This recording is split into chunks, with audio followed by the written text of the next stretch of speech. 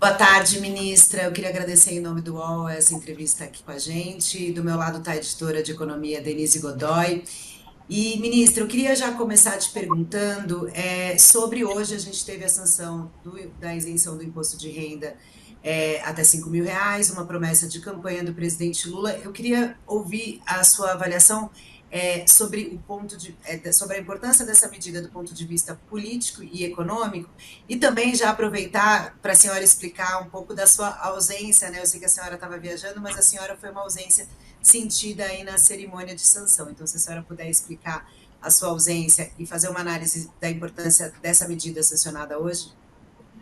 Claro, bom. Boa tarde a todos, Carla e Denise. É um prazer poder falar nesse dia, que eu acho que é um dia histórico, um dia importante para a população, para a classe média brasileira, através do canal UOL, e falar um pouquinho de economia e da importância desse momento. Bom, eu cheguei de madrugada de Suriname, representei o governo federal nessa data também que foi histórica ontem, 50 anos de independência do Suriname, chegamos 1h da manhã, e é uma terça-feira a viagem, né? Então minha agenda ficou absolutamente comprometida, fiquei assim exprimida. Hoje tive que dar um intervalinho aqui para atender vocês e daqui a pouquinho tem que interromper, porque tem um senador aí para atender, nosso senador Alessandro, que está aí relatando o PL da Segurança Pública, também da CPI da segurança pública no Brasil. Então é isso, né? Enquanto o Haddad nos representa muito bem, né? Aqui é cada um tendo que cobrir as demandas do outro, além do que é final do ano. Eu sou a última a apagar as luzes, dia 31 de dezembro, acabamos de apresentar o relatório, temos uma semana aí para saber de onde nós vamos cortar os 600 e poucos milhões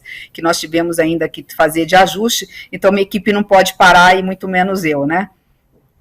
Mas falando agora, Carla, da importância, né, do projeto para o Brasil, não é só promessa de campanha, né? Eu digo que é um dia histórico, porque assim, a classe média no Brasil há 30 anos espera, né, por ser ouvida, por ser atendida, né, por ver as suas demandas, né? A classe média no Brasil, ela vem assim empobrecendo ao longo do tempo, e é natural, um país que tem que colocar o pobre no orçamento, né, precisou depois de uma pandemia, onde o Brasil voltou a se empobrecer, a desigualdade social voltou a crescer, voltamos a aumentar o índice de pobreza e de miséria no Brasil, nós tivemos esses 3 anos para recuperar as políticas públicas. Lembram da farmácia popular que tinha sido destruído no governo passado, né? Tivemos que repor a política pública nas universidades, na ciência, na tecnologia, na inovação, mas é sempre assim, a classe média sempre esperando, sempre esperando. Então o presidente Lula, né, fez um compromisso com a classe média na campanha e honrou esse compromisso. Por que levou 3 anos? Levou 3 anos uma democracia porque primeiro precisávamos saber de onde ia sair esse recurso. Não é pouco o que vai sair dos cofres públicos, são bilhões de reais que precisam ser recompostos para ter neutralidade tributária. E a forma muito inteligente da equipe econômica foi, peraí, para atender 15 milhões de brasileiros, nós temos que fazer com que apenas 140 mil pessoas que não pagam imposto sobre a sua renda e que ganham acima, né, de 100 mil reais, possam estar contribuindo. E isso é que se chama justiça tributária. Depois de muita discussão, tirando quem ganha acima desse valor e já contribui, pelo menos 10%, esse não vai ter aumento da carga tributária, chegou-se a esse ajuste num debate também que levou vários meses na Câmara e no Senado Federal. Mas, ministra, assim, uma boa parte da classe média ainda vai ficar esperando, porque quem ganha acima de 5 mil, a tabela não é corrigida há muito tempo e não vai ter direito nem ao desconto escalonado, né? Quem ganha acima de 5 mil não tem direito a nenhum benefício com essa reforma do imposto de renda. E aí muita gente diz que para fazer isso, é claro que a queda de arrecadação seria muito maior, e aí o governo deveria cortar um pouco mais de gastos para conseguir contemplar mais gente e fazer mais justiça. Tem gente que diz que, então, essa isenção ela tem só um caráter eleitoral, porque, na verdade, não faz justiça com uma boa parte da classe média que não vai ter direito a correção nenhuma. Como é que vocês respondem a isso? Eu discordo radicalmente, Denise. Primeiro, não é programa eleitoral, que foi uma promessa de campanha do presidente Lula. E todo mundo sabia que ele iria executar. As pessoas reclamam muito, né? Os políticos vão na campanha, prometem e não cumprem. Quando a gente vai cumprir, e, portanto, não cometer estelionato eleitoral, muitos falam, vai quebrar o Brasil. Não vai quebrar o Brasil, o que a gente fez com muita racionalidade. Foi exatamente porque a gente não pode se desfazer do orçamento público, que precisa pagar o recurso da aposentadoria, da Previdência, leia-se BPC, né, dos programas sociais, colocar dinheiro na saúde, na educação, repassar recursos do Fundo para a Segurança Pública nos estados e municípios e fazer as obras e investimentos necessários pelo Brasil, que vai desde subsidiar e financiar a agricultura familiar, a grande agricultura no Brasil, é justamente pela racionalidade e equilíbrio do orçamento que a gente não pode abarcar todo mundo, né? Queríamos viver num país, né, da Europa, né, dos países nórdicos, onde nós pudéssemos isentar todo mundo do pagamento do imposto de renda. Ponto 1. Ponto 2, nós estamos atendendo, sim, toda a classe média no Brasil, porque tem os escalonamentos de quem ganha entre 5.000 e 7.300 e agora eu não sei se é 7.350, houve uma alteração no relatório. Ele vai ter um escalonamento ali, né? Passou disso, a gente não chama mais de classe média. O que não tira, e você tem razão, Denise, o direito, e de repente os próximos candidatos a presidente da República podem se comprometer, né, a isentar, por exemplo, totalmente quem ganha até R$7.000, desde que ele diga de onde, né, ele vai conseguir recurso para cobrir o orçamento sem aumentar o imposto médio da população brasileira. A saída que nós tivemos, que foi inteligente, é cobrar de quem não paga e é considerado super rico.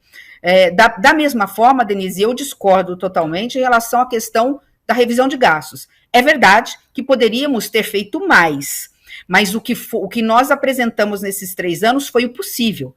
Tanto é verdade, e os números não mentem, os fatos não mentem, e a imprensa não mente. Vocês cobriram quantas vezes esse assunto, que na revisão de gastos que nós apresentamos no Congresso Nacional, não foi uma nem duas, foram mais de 3 vezes, toda vez que a gente apresenta um pacote de revisão de gastos, ele é desidratado pelo Congresso Nacional. E aqui não é nenhum discurso de Congresso inimigo do povo, não. Eu vim do Congresso Nacional, eu respeito o processo democrático, é assim que as coisas funcionam. Se o Congresso Nacional entendeu que o BPC não podia mudar as regras, né, não era possível atualizar cadastro, que ele não queria avançar, posso discordar, mas eu respeito a decisão do Congresso Nacional, porque eles também foram eleitos pela população brasileira e, de alguma forma, né, cederam aí a alguma pressão de lobbies legítimos e acabaram não querendo fazer a revisão de gastos, os cortes de gastos que o governo se propôs. Eu não quero ficar me delongando com números, eu acho que não é esse o objetivo da nossa entrevista, mas se tudo tivesse, e nem acho que é tudo que foi apresentado pelo Executivo que tem que ser necessariamente aprovado pelo Congresso Nacional, mas de tudo que a gente apresentou, se a gente tivesse tido a aprovação, nós estamos falando aí de 100 bilhões de reais de revisão. Eu dou um exemplo do Fundeb e destinado uma parte para a educação integral. Seria 15 bi que a gente teria aí de economia. Incluir o fundo constitucional do DF dentro das regras do arcabouço fiscal, mais 2 bi. E aí poderia ficar aqui falando das regras do BPC, da atualização do cadastro, só agora, depois de quantos meses, 1 ano, foi aprovado com prévia, teste MED, enfim, se a gente puxar a lista da revisão de gastos que a gente aprovou, que foi importante, mais aquelas que ainda não foram aprovadas pelo Congresso Nacional, né, nós estamos falando de uma revisão de gastos significativa. Poderíamos ter avançado mais?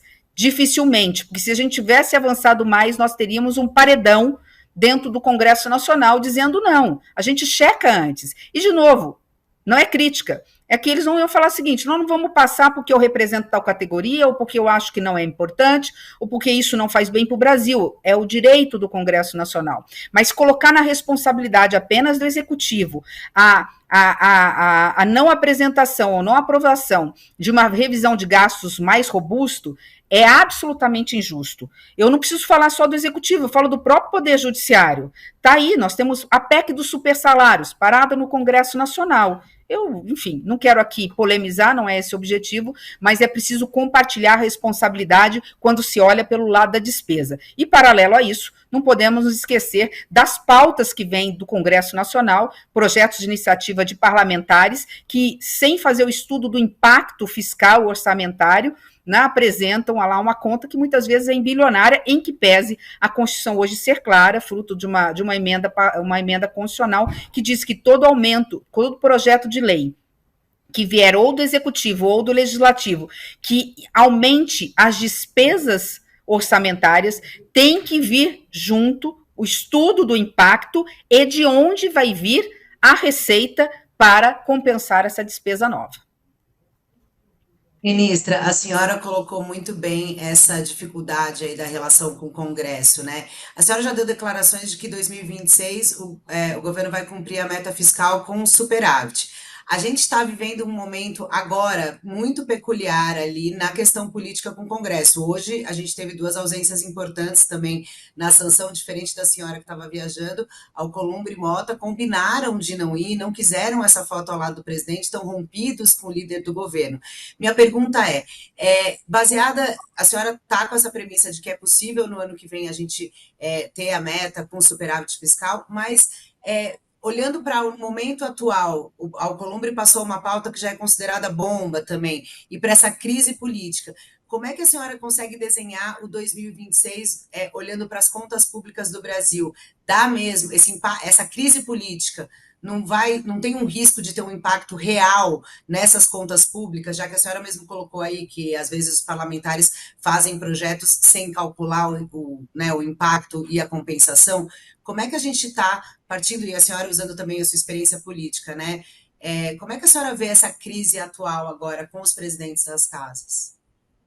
Acho que são 2 questões importantes que você colocou, Carla. A primeira é que eu trabalho em cima da PILOA, portanto, futura LOA, que nós apresentamos no Congresso Nacional. Ela está claramente com estimativa de receita suficiente para cumprirmos a meta e, portanto, ter o primeiro superávit do arcabouço fiscal já no que vem. Não tivermos já um superávit esse ano, e provavelmente, portanto, o primeiro superávit será o ano que vem, de acordo com a regra fiscal. Qualquer medida que seja aprovada no Congresso Nacional e que, porventura, não venha com a devida compensação, né, o passo seguinte, até para o cumprimento de uma emenda constitucional, porque seria inconstitucional, é o ajuizamento, né, junto ao Poder Judiciário, o que significaria um processo ainda relativamente longo e não entraria nas contas de 2026. Aí é uma discussão jurídica que pode se arrastar e pode vir a comprometer o orçamento de 27, mas dificilmente do ano de 26. Vamos aguardar para ver qual vai ser a decisão e a votação na Câmara, no Senado, pode ir e voltar de acordo com as emendas, se vai ser, se fecha até esse ano, ou se o projeto vira, né, a partir do ano que vem, é uma PEC, eu sei que a qual, inclusive, você está se referindo. Agora, em relação às pautas bombas, né, esses estremecimentos entre os poderes não é de hoje, é de ontem, é de sempre e será de amanhã. Isso faz parte do processo democrático, num país, lamentavelmente, ainda polarizado. Mas eu conheço, eu não posso falar tanto da Câmara, eu posso falar pelo Senado. Fui 8 anos colega de 2/3 dos senadores que ainda estão lá e colega por 8 anos do presidente Davi Alcolumbre. Eu conheço o senador Davi Alcolumbre. Eu sei que ele é um homem absolutamente do diálogo e do bom senso. Ele é um homem do equilíbrio. Eu não sei se é de direita ou de esquerda, acredito até que o Alcolumbre seja uma pessoa de centro, porque ele dialoga muito facilmente com os 2 lados e ele tem posturas muito semelhantes a uma pessoa que é de centro, que é do equilíbrio. Ele faz conta antes de apresentar um projeto.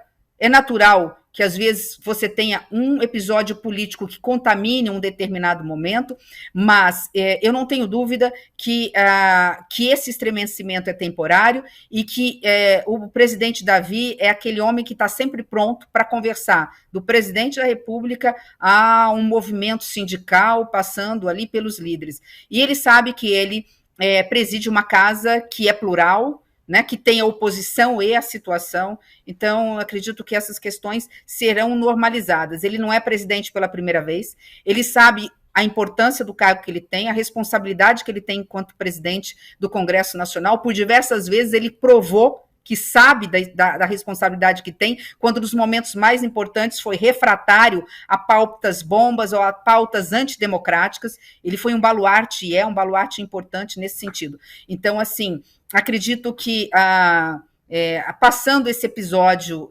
específico, as coisas tendem a se normalizar, e pensando no futuro do Brasil, não só ele, como os líderes, né? Há uma expectativa para 27 também. O Congresso Nacional está pensando nisso, né? Quem será o novo presidente da República?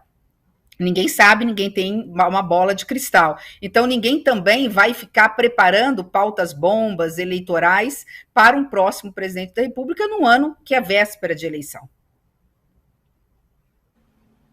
Ministra, a sua assessoria está pedindo para encerrar, vou deixar a Denise fazer mais uma pergunta e aí a gente encerra. Vai lá, Denise. Sobre os dividendos, que são parte, né, da compensação aí para isenção dos R$ 5.000 e compõe aí a renda de quem ganha mais de R$ 50.000. O que eu queria saber é o seguinte: essa tributação de dividendos é uma coisa que vem sendo temida por investidores e empresários há muito tempo.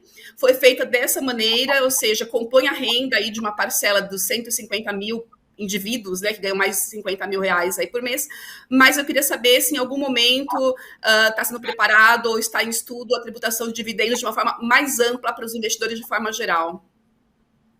Não, por enquanto não, isso não está no nosso radar, Denise. Não acredito que teremos nenhuma surpresa para o ano que vem, seja no lado da receita, seja em aumento de despesa. Não tem novas políticas públicas, não tem lançamento de novos programas. O ano eleitoral até impede, de alguma forma, pelo calendário de um lado e pelo Congresso Nacional mais refratário, né? E nós temos uma maioria de oposição dentro do Congresso Nacional. Então, pelos dois lados, primeiro que não há, nesse momento, nenhuma necessidade, a não ser que venha um caso excepcional, não quero aqui até bater na madeira, né? Uma pandemia, uma crise internacional. Em relação aos dividendos, como estão colocados, né? O mundo tributa.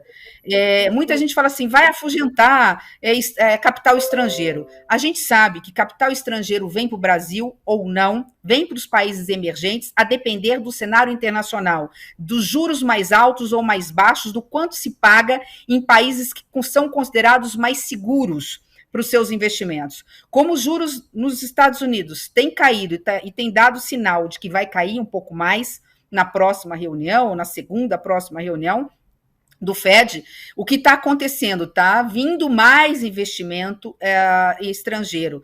Mesmo com uma possível tributação, ainda compensa ou vai compensar, a depender muito mais, de novo, de fator externo do que de fator interno, né? O que, de novo, a gente não pode deixar, né, num país ainda, e nós temos que comemorar, me permitam, assim, porque faz parte também do nosso trabalho, eu me sinto, assim, um pouco realizada com todo esse trabalho que foi feito, né, quando a gente repôs, nos últimos anos, as políticas públicas. Eu acho que a maior política pública do governo do presidente Lula, para o lado dos mais pobres, é o aumento do salário mínimo acima da inflação, é o que faz diminuir a desigualdade social. E pelo lado, né, da classe média, é a isenção de imposto de renda. Até eu não gosto muito desse termo novo IR.